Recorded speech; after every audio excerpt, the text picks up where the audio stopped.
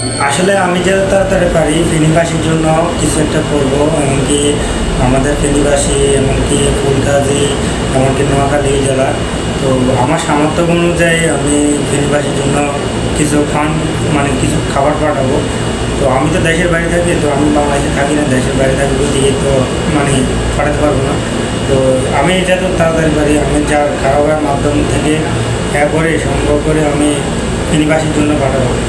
আসলে অনেক বাড়িঘর ক্ষতিগ্রস্ত হয়েছে, এমনকি অনেক বাড়িঘর মানে চলে গেছে। তো আল্লাহ তালা একদিন ঠিক করে দিবে, এটা আল্লাহর উপরে বিশ্বাস রাখতে হবে, আল্লাহকে স্মরণ করতে হবে। হয়তো আমাদেরকে আজকে পরীক্ষা করছে আল্লাহ তালা, তো এটা ইনশাল্লাহ যত তাড়াতাড়ি এটা আল্লাহ তালা সব করে দিবে। তো আশা করি, আমি অনেক ভিডিও দেখলাম, অনেক ভিডিওতে দেখলাম যে অনেক মানুষের মানে ক্ষতিগ্রস্ত হয়, এমনকি অনেক মাস মারাও গেছে, অনেক মানুষ মারা গেছে।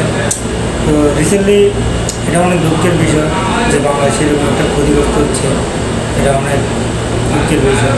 তো সবাই যেন ভালো থাকবেন, সুস্থ থাকবেন।